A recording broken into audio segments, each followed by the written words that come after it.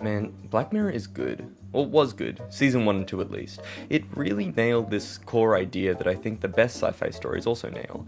And that's essentially, what if technology, but bad?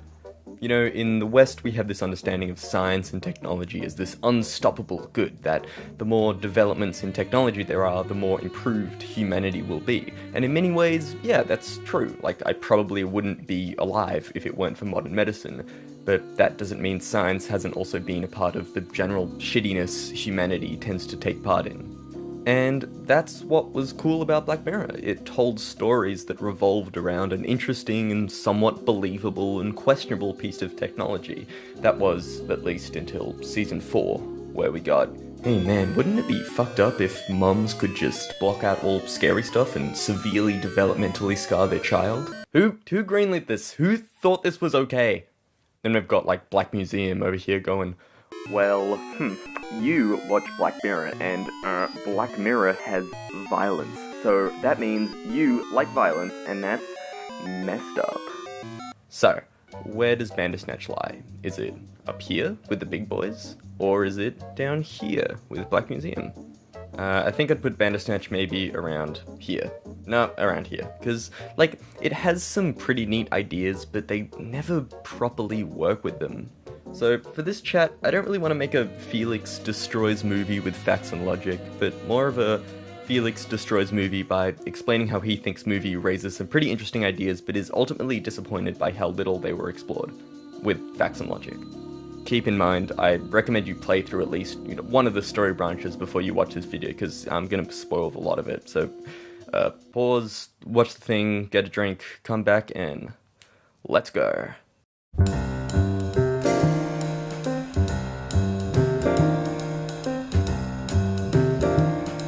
Bandersnatch presents you with a really neat idea. I think, at its core, it is a movie about a guy who realizes that the audience is controlling him. And I think from the perspective of a Black Mirror episode, that is what Bandersnatch is trying to achieve. So it's so disappointing because at first the film really starts to work with that theme, but then it's lost. So, let's get into the role of the player within the narrative. During the first few minutes of the film, the audience is pushed to play as Stefan. So take the scene where he either accepts or denies the job offer. There's no reason to really press no unless you've either seen the film before or you're just trying to fuck with him. So you accept. And in accepting, you effectively adopt a method of play. You decide to play as Stefan. Like a role-playing game, you make the decisions through the perspective of that character. But this relationship between the player and the story is subverted in the moment where Stefan either bites his nails or pulls his earlobe, and with either option, Stefan will try to stop himself from going along with it. Then, later, the film's choices put you in a place where you actively shift this method of play. Instead of role-playing as the character, you are pushed to play against him, as his paranoid and delusional anti-self. Take the scene where you have to give Stefan a sign. Oh, come on, if there's someone there, just give me a sign. Will you give me a sign? You're not given the option to realize you're a delusional schizophrenic. You're only given what Stefan wants to see. A symbol of paranoia, a symbol of conspiracy, or the Netflix logo. Either way, the player, while technically in control, can only fuck with Stefan. The player's choice is, again, only operable within the boundaries set by Stefan's character at this point within the narrative. Bandersnatch is talking about something really interesting here. It's how choice is defined within gameplay. The will to choose what to do, not only in Bandersnatch but in all games, is defined not by one free willing entity, but through the relationship between the game's creators, the characters, and the player. In effect, you are controlling Stefan as much as he is controlling you. Which is a really, really cool idea, and incorporating that as a theme into the film would make for a really interesting character conflict. What game lets you play as an unreliable character? What game lets you play against yourself? But to talk about interesting ideas, you also need an interesting story. And I fully expected a story branch where Stefan realizes that he's following a set narrative path, and he reads the biography about the crazy guy and realizes, oh no, that's what they want me to do. I'm also living in a narrative simulation. And then you like command him to do something, but then he looks into the camera and he says, no way. And everyone's like, oh shit, was that real? Was he crazy? What? Roll credits. But no. Stefan either reconnects with his mother, fights Dr. Haynes, or kills the dad and finishes the game. They are functional narratives, yes, but predictable, and never really directly relate back to the main thematic focus the film is trying to explore. To be honest, I wouldn't even consider Bandersnatch a Black Mirror episode, because no part of the film critiques or comments on the cool science fiction-y themes it's trying to explore. It's more of a B horror movie than anything else, because the crux of the movie is, well, I guess Bandersnatch was cursed from the get-go, so video games bad? I'm not mad, I'm just disappointed. And your verdict? No stars out of 5. Terrible.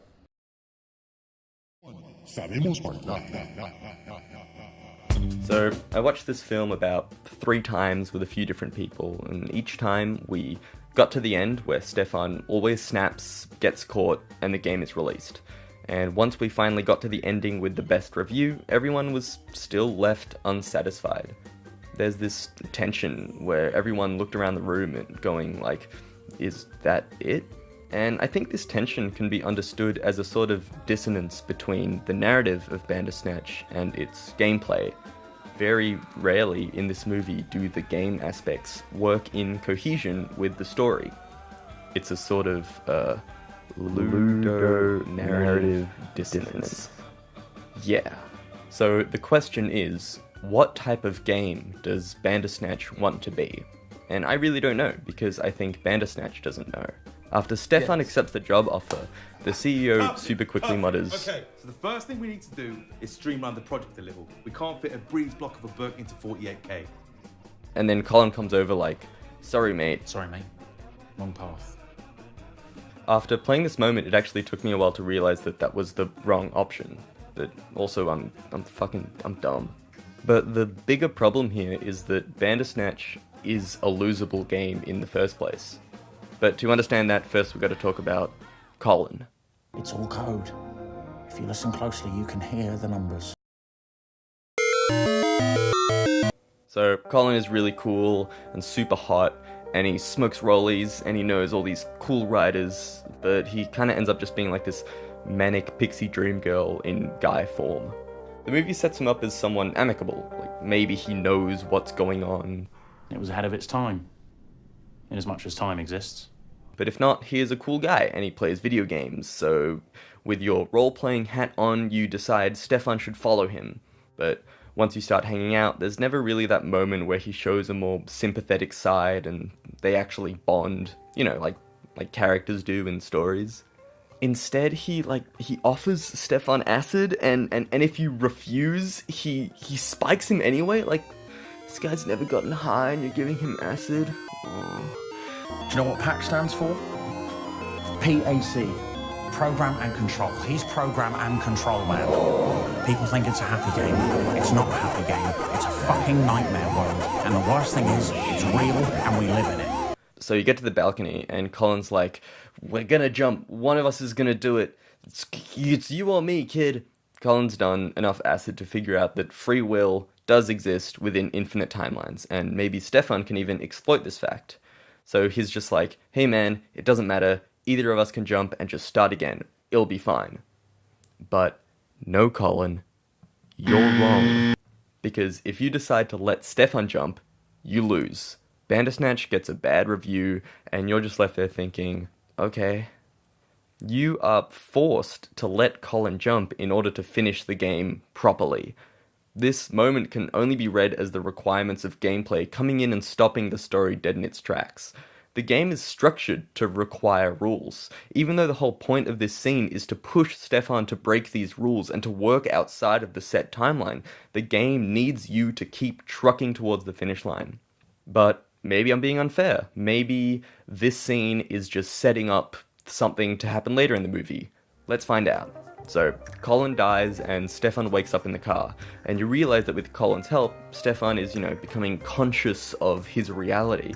Oh, so the story is going to start doing some cool subversion, you say, hopeful that this movie will become good at some point. Maybe Stefan starts to fight back against the player. And in the moment where Stefan has to decide whether or not to back off or kill his dad, I fully expected him to grab the ashtray and say, like, wait, no, that's what the player wants, and then find some power within him and break the chain, and bam, new story about reconnecting with the dad and coming back to reality and publishing the game. Or even better, maybe he gives into the player's control, like he backs off and abandons all will, meaning the player gains complete control, like subverting the idea of victory altogether. So, what is it? What happens if you let Stefan back away from, murdering his own dad? Oh, is it the dumbest thing possible? Correct. You lose. If Stefan backs off, the game's story doesn't even end. It just shows you this screen saying, whoopsie, sorry. Oh, what? You didn't want to fucking bash your dad's skull in? Well, that was actually wrong. Try again. This screen, not only does this screen contradict the story, it contradicts what the game is mistakenly trying to do. In a choose-your-own-adventure story, there should never be a moment where the game goes, no, and slaps you on the wrist and spits you on the head and sends you to your room for making a completely logical choice. It's simply unfinished. If Bandersnatch wants to be a game with a lose option, there should be that moment where after losing you realize, oh, of course, that's what I should have done. And if the game is trying to push you towards replicating the crazy guy's story where he beheads his wife, give us an ending or follow that branch through at least. But the thing is, Bandersnatch doesn't want to be a losable game. We know Stefan wants to make a good game. He programs all night and he seems to like this book and he gets pretty frustrated when he glitches out. But do we want to make a good game? Halfway through the game, the player takes on the role of Stefan's psychosis. You're no longer presented with logical get job, don't get job choices. Instead, the character has to decide on which symbol will send Stefan spiraling into a psychotic break. Remember the hats? By this moment, you've taken off your role-playing hat. Now you've got your, Stanley Parable abstract character study hat on. The concern of the player isn't whether the game gets a good review. The player's concern is Stefan's story. And yes, the review is part of his story, but it shouldn't be part of the game. But the movie ends either way and shoves a review in your face saying, aha, you idiot, this is what it was really about the whole time. The review mechanic puts its foot down and says, no, this is a game about getting a good review. Or it can just not do that, because, fuck you. No stars out of 5. Terrible. The final product weaves in and out of two things at once. It's structured as a standard choose-your-own-adventure game where you can make the correct or incorrect choices, but it wants to be this character study on obsession and the morality of control, but it can't be both. The gameplay has to work with the story. To be honest, I actually liked two of the story branches. I like the one where you fight Dr. Haynes, who's really bad at her job.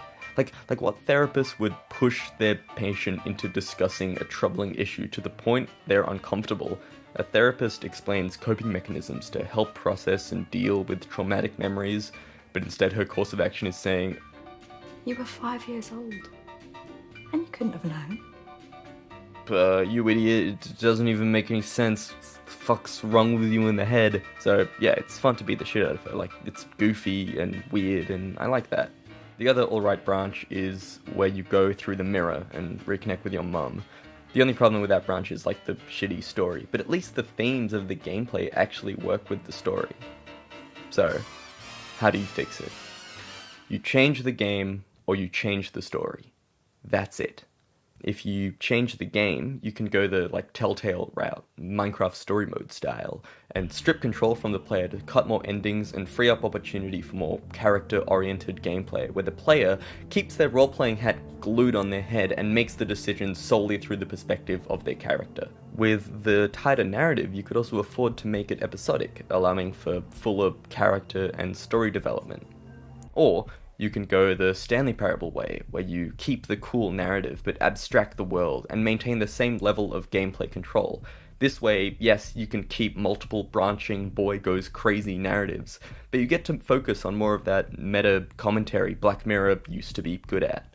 Something that actually talks about the relationship between the player and the game, but the Stanley Parable is already a game, so just play that. Or you could go the third way. See, at the core of how Bandersnatch fails is the fact that you have to watch it on a computer with an internet connection and a Netflix subscription. So why not follow in the footsteps of what I consider to be the greatest video game of all time? That's right. The Harry Potter interactive Harry Potter in-game Hogwarts challenge. Harry Potter interactive Harry Potter game Hogwarts challenge. Game Hogwarts challenge. See, it's got everything you want: wizard fights, expulsion, spells. Bandersnatch ain't got shit on that. Wolf Among Us, Gone Home, beginner's guide. What? You walk around a boring ass room while this nerd talks to you. Fuck that. 0 Whomping Willow. Davey Reading 0 out of 10. You gotta download Steam to play it. Do I look like a fucking nerd? Hogwarts challenge. Just right in your DVD player. Don't even need a computer. Put it right in. Once you're done, you can rewind and play again. I rate Bandersnatch 0 out of 10. Don't come on DVD.